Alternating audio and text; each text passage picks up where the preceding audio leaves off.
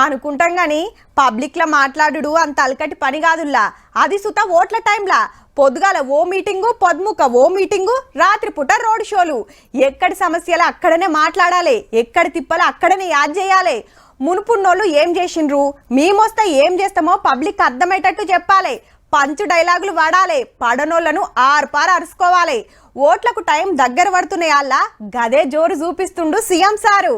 ఆసిఫాబాద్ లో ఆత్రం సుగునక్కను పార్లమెంటుకు పంపాలని సీదా సెంటర్ వాళ్ళకు సూటి పెట్టిండు సీఎం సారు. మీరు బీజేపీకి ఓటేసిందంటే బీజేపీ మీ రిజర్వేషన్ల మీద పోటు పొడవబోతుంది. Amit Shah sir fake video లొల్లి నడుస్తుంది కదా.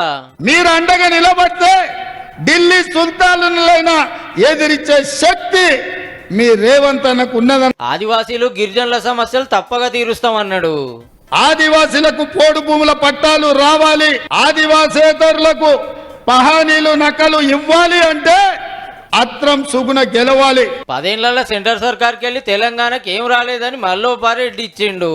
నరేంద్ర మోడీ అమిత్ షా మనకు గాడిద గుడ్డిస్తే మనం పోయి ఓట్ల డబ్బాల ఓట్లేస్తామా? కర్రు కాల్చి బీజేపీలకు వాత పెడతాం. మెదక్ల నీలం మదన్నను గెలిపియాలని, సిద్దిపేటలో మల్కాజ్గిరిలో సునీతమ్మకి హిమ్మతియాలని, కుత్బుల్లాపూర్ లో రోడ్ షో చేసిండు. దొరల గడీలను బద్దలు కొట్టాలంటే బలహీన వర్గాల అభ్యర్థి నీలం మధు గెలిచి తీరాల్సిందే. ఎవడే వెంకట్రామరెడ్డి? ఏ ఊరోడు? ఎక్కడి నుంచి వచ్చిండు?